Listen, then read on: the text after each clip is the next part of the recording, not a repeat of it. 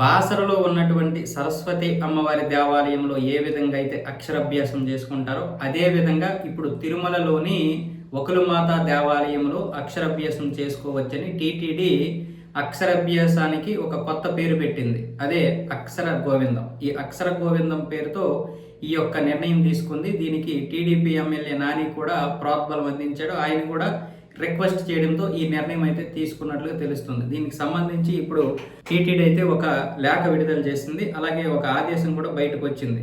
తిరుమల శ్రీవారి భక్తులకు టీటీడీ తీపి కబురు చెప్పింది. తెలంగాణలోని బాసర జ్ఞాన సరస్వతీదేవి ఆలయం తరహాలోనే వెంకటేశ్వర స్వామి మాతృమూర్తి శ్రీ వకులమాత సన్నిధిలో పిల్లలకు అక్షరాభ్యాసం చేసేందుకు అవకాశం కల్పించింది.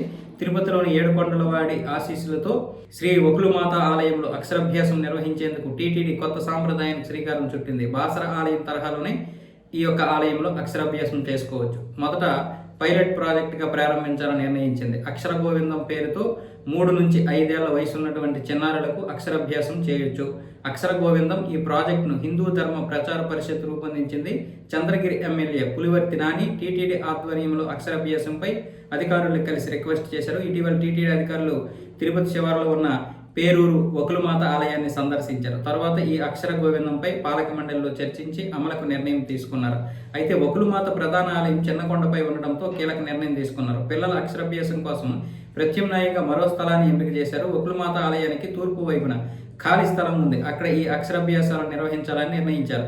ఆలయం దగ్గర ఉన్న పుష్కరిణికి దగ్గర స్థలం అనువుగా ఉందని తేల్చారు. దీంతో అక్కడ శాశ్వత ప్రతిపాదికన మండపాన్ని కూడా నిర్మించనున్నారు. అక్కడ మండపాన్ని ఏర్పాటు చేసి వెంకటేశ్వర స్వామి, పద్మావతి, సరస్వతీదేవి విగ్రహాలను ప్రతిష్ఠించనున్నారు. అక్కడే చిన్నారులకు అక్షరాభ్యాసం నిర్వహిస్తారు.